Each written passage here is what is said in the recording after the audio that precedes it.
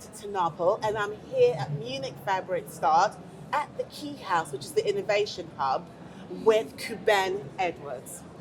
I'm super excited to talk to you because you've started a new startup that is hit the ground running when it comes to fashion waste. Do you mind telling the audience a little bit about what it is that you do? Hi, thank you for inviting me. I run a startup and we're based in London. We are Onezero8. We provide circular solutions for fashion waste. Which we know is a massive problem, right? In the UK, we have a lot of fast fashion. It's, material consumption and production, and it's at its ultimate high. We provide circular solutions, work through all that waste, and we realize that sustainability is profitable. And that has always been the problem, because a lot of companies believe that to be sustainable is not profitable. Look, let's explain circularity. We live in a linear take, make, dispose.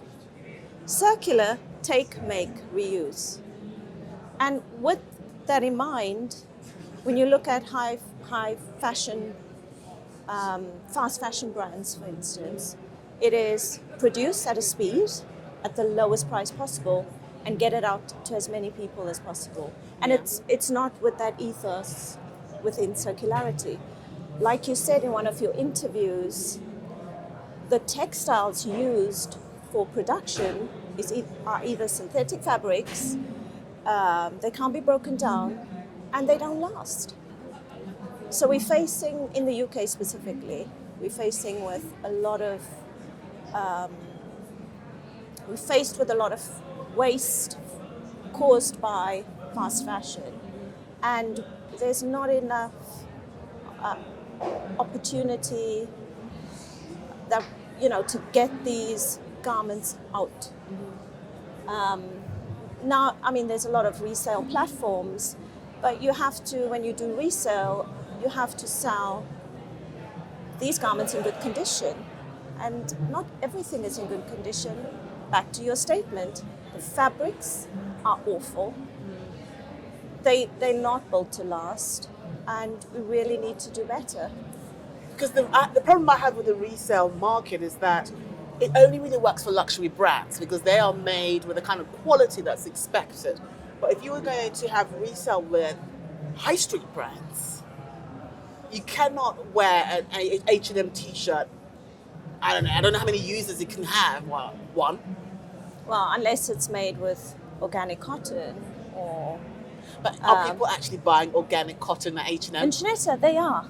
They are buying what's in their wallet, no? No, they are buying resale. Vinted is really a great platform for resale.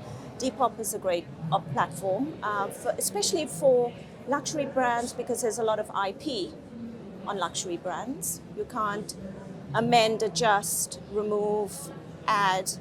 But what we found with Depop is that if you have a reworked item, which we do want to push out back into the general public, we can do that on those platforms.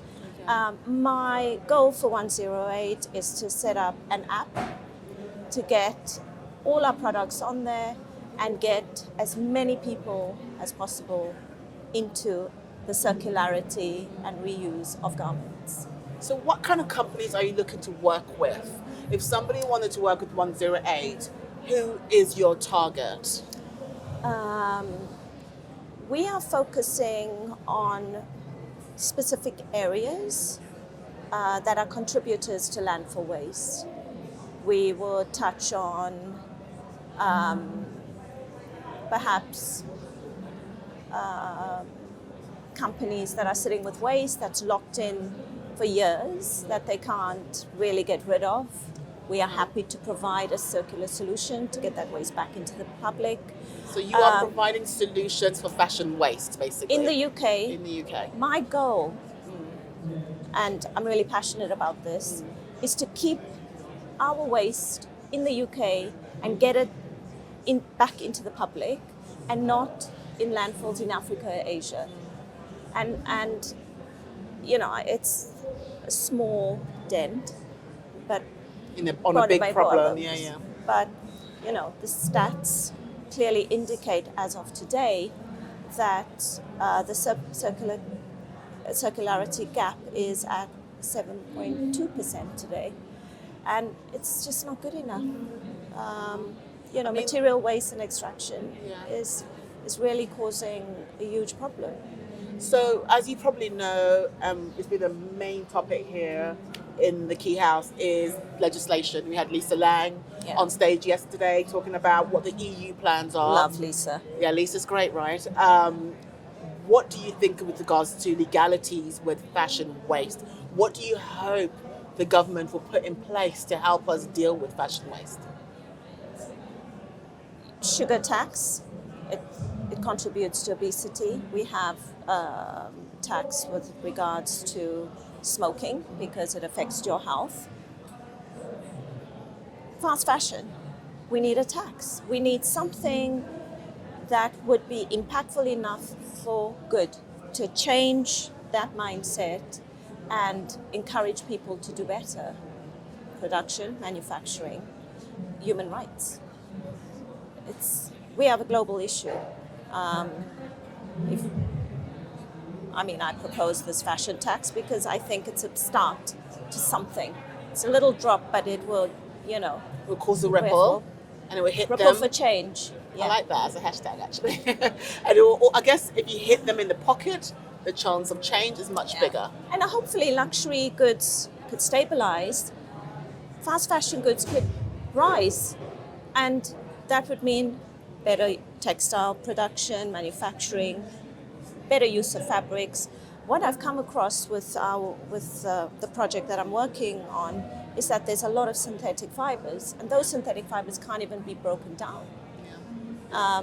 You know, and if you can't break down something to remake something, what's the point? So we should basically change our mindset when it comes to that, and also stop using fibers that can't be broken down. Also, RFIDs is great for this because it educates people. Where do you take your waste? What are the components of this garment? So digital ideas would, moving forward, I do believe that at least if garments have all of these components, we can educate the public on what to do, how to do it, where to go. I'm hopeful. I'm optimistic. I'm hopeful with you. I think you've made me optimistic. So thank you so much, Kuben. I really appreciate it. And I look forward to actually seeing you on stage later. Thank you. Thank you.